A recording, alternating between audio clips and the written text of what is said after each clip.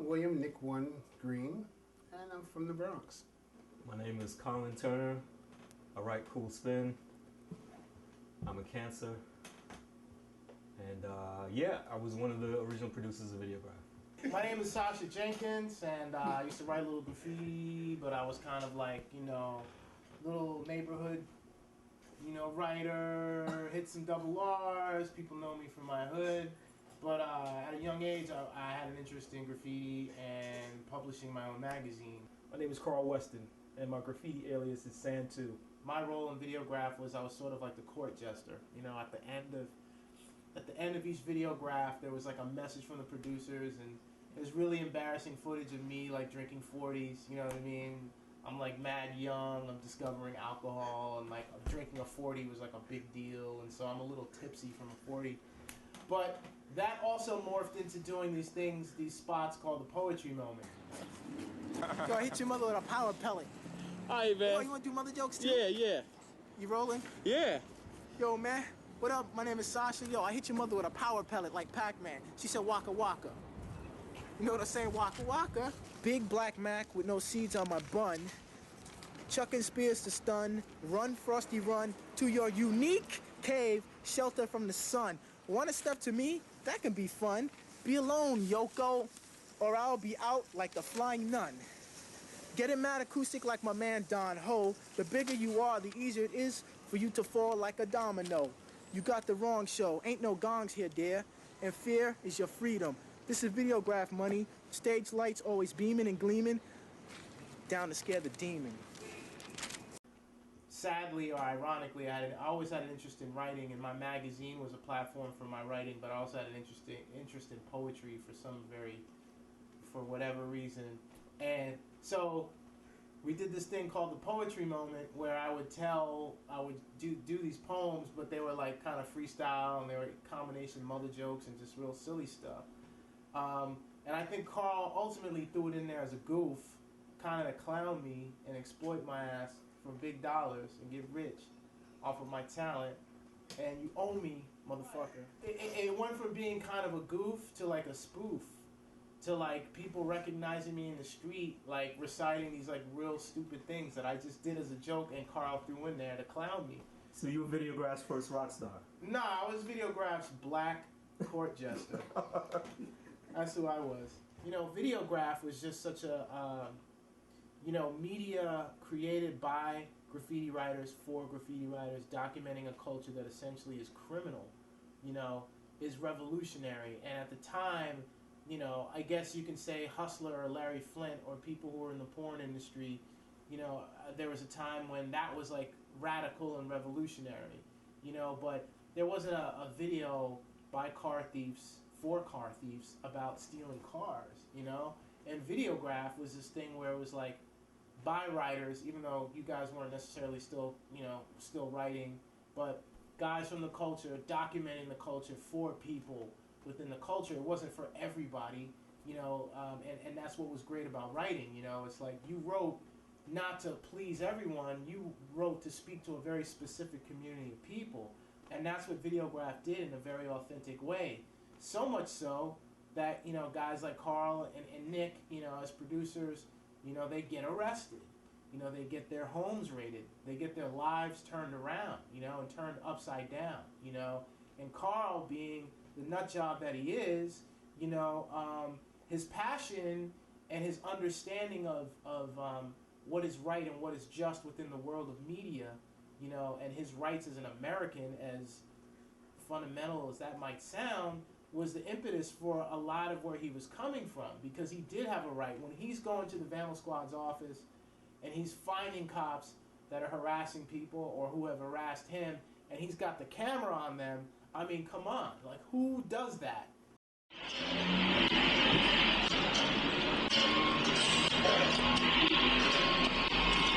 Did I give you permission to put me on any of your videotapes? I'm doing an investigation. I'm an undercover officer. I understand that. You put my life at jeopardy. I want you to understand that I'm investigating your criminal activities right now. I'm investigating your criminal activities right now. I'm getting reports that you are involved in criminal activity. I have a legal right. I have a legal right to use this footage. I have a legal right. I have a legal right. I have a legal right. Why don't you come and try to do another search warrant? You just to cover up your criminal activities. Your criminal activities. You have no comment, I guess. No comment? None? Okay. You know what I mean? Either you're a journalist or you're crazy. And sometimes to be a journalist, you have to be crazy, right? But what happens when Carl goes to the Vandal Squad headquarters in the Bronx and videotapes a guy, even though it winds up in the video and the face is obscured and the cop is saying, don't show my face, you're jeopardizing my life or whatever. Next day, I believe, his place gets raided. What are some moments in Videograph history that stick out in your mind?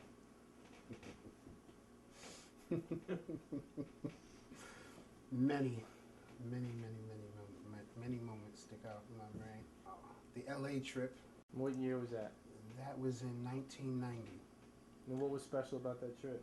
What was special was we were young, we were gung-ho, we were very, very, hey, what's going on? What it is out here? We want it. We want to get it. And we were just. It was fun. It was fun, but it was also. We also had the smarts to know that what we're doing there's a purpose. There is. He's making me nervous. Shit took, man. That's all I'm tripping about that. I don't give a fuck. We got our shit took. I can't believe you're gonna say we were smart. Was that 90? Was that 90 or 90? That was 90, man. We went back and shit was successful. We went back, shit was different, but that was 90. Yeah. I like the fact that what I'm trying to get at is I like the fact that we all were together. We all were having a good time. When did you realize that you wanted to start documenting? I mean, it seems like you've always had interest in film in general. Yeah. Before graffiti. Definitely. So talk about your interest in film and how you married the two. I mean, when I was a kid, I got access to my mother's Brownie regular 8 camera. So the fantasy started around probably 75, 76. I actually didn't buy my first film camera until 1985. So I was 18 years old. That's when I got into Super 8 filmmaking. And 2 years later, Colin had bought a really high-end Sony regular 8mm camera. And like as he said in the interview, that every time we would try to think of a project, we would go nah when we thought of graffiti.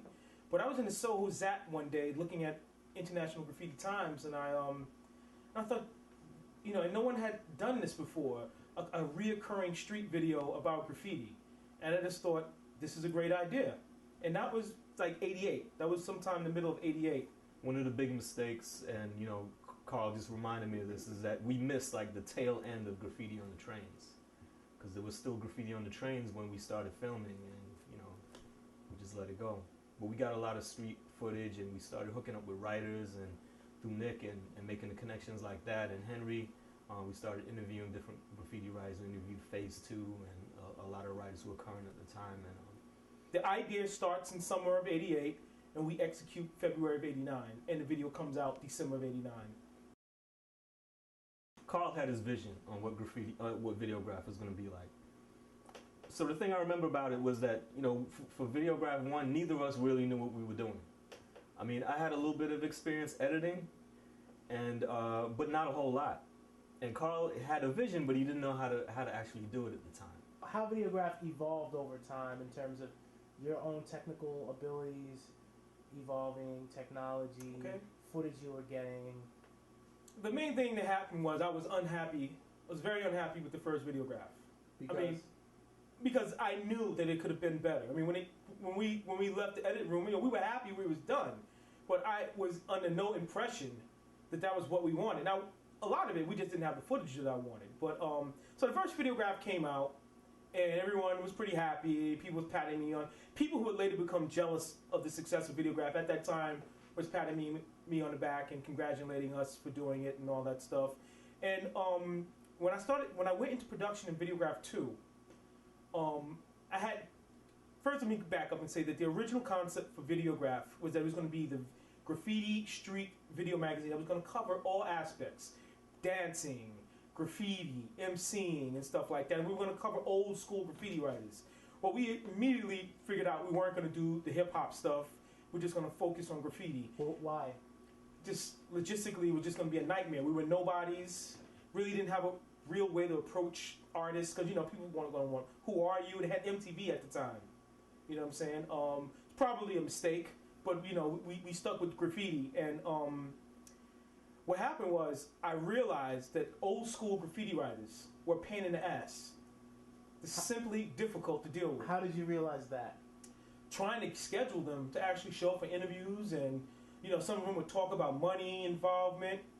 And I quickly realized that young, hungry, eager writers were much easier to deal with than anyone that had any kind of reputation. Talented unknowns as far as painters is because they were the easiest people to deal with. And I stick to that philosophy today. I rarely deal with so-called living legends just because they're a pain in the ass. And we made a very early decision to go after the younger writers who were actually talented but weren't known, because they were lining up to get into Videograph. What do you remember about the first Videograph coming out, how you felt, the reaction to it? The first Videograph coming out, I mean, I was just glad that we finally got the project done. That's the way I felt about it. My initial reaction when Videograph 1 came out was that I was just overwhelmed, and I was excited about the fact that we have a video that's for us. It's of our time. Star Wars was something that represented, as we all know, 82 and a certain era, but the end of the 80s, you know, and the writers of the time, what was for us, and so the excitement of seeing, you know, my contemporaries of that time, you know, that was broad for me. That was it was just so exciting. I remember watching Videograph like 10 times. What up, everybody? Yo, I'm Nick One. You know what I'm down with, VGP. We had the Freight Yards here in LA. And yo, we with some writers. And yo, I think you're gonna like this segment because yo, shit is wicked. Things are massive. Peace. There's a challenge, man, going out right now, and anyone on the 12 line, I'm racing for it right now, okay? I'm racing for 12 line. I started understanding what I was going to enjoy about Videograph after I videotaped J.A.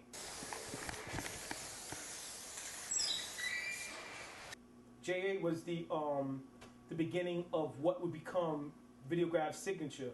And I went out filming with J.A. 2 nights in a row, filming him bombing. And when I got the footage back in Henry's studio, you know, he didn't have his editing equipment at the time, but I had 2 cameras.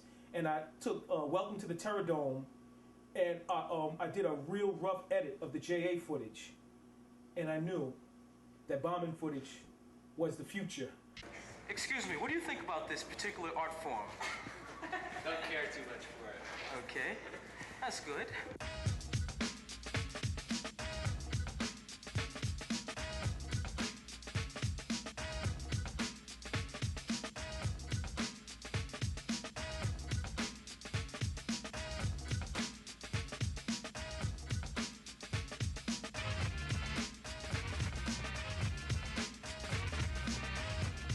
I would have my permission walls, or even illegal painters doing murals, but I would make sure in between each segment there would be bombing, because that was the excitement. And that really, the JA segment showed me that I needed to have more bombing footage, that was going to be it. And when Videograph 2 came out, oh man, it was on for real, because that was the beginning of like, that, you know, I was willing to take risks. Is there anybody in there?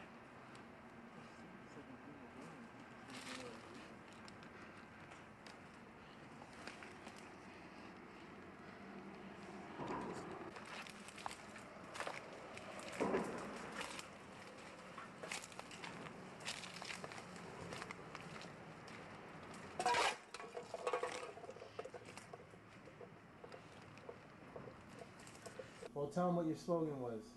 Oh, niggas taking chances. Niggas taking chances for sure.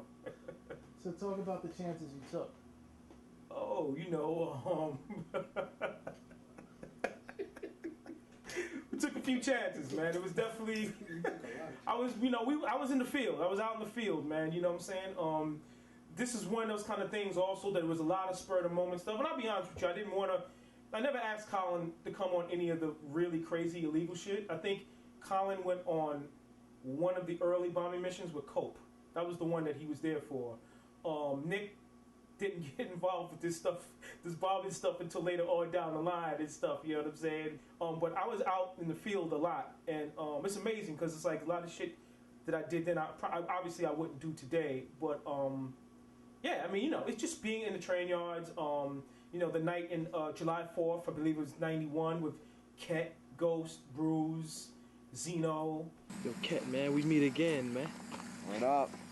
I'm in the ghost yard, you know what I'm saying? Fuck them ass niggas, aren't gonna see my face anyway. I fuck the niggas up with the quickness. I love graffiti. It's a beautiful day. In a nice train yard. Yo, what you write, man? Bruise 1. RIS. Oh, wait, what yard we in right now, man? We're in the ghost yard. That was a really crazy night for me because I hadn't been in the ghost yard at that point in, like, you know, probably, it was definitely 6 years since the last time I had been in the ghost yard, and you know, a train ended up pulling in on us.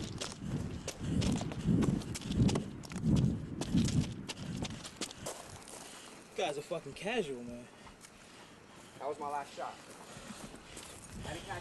So what happened when the train pulled in? We all ran out. I mean, we all just bounced. I mean, we stayed too long. I mean, there's a famous, not in the original Videograph, but when I released the bonus footage, I walk up to Ghost and I say, how long are we going to be here for? And he says, until we finish. And I said, oh, man. So how long we going to be here for? Huh? How long we going to be here for? How long am I going to be here? How long are we going to be in here for? Oh, man. So what do you think Videograph's legacy is? Videograph's legacy is definitely starting, I personally believe starting the whole street video genre, but specifically starting the graffiti video genre. We definitely started it. There is no debating that. There is some people who need to be reminded of it, but there's definitely no debating that we started that, and we had a definitely nice run.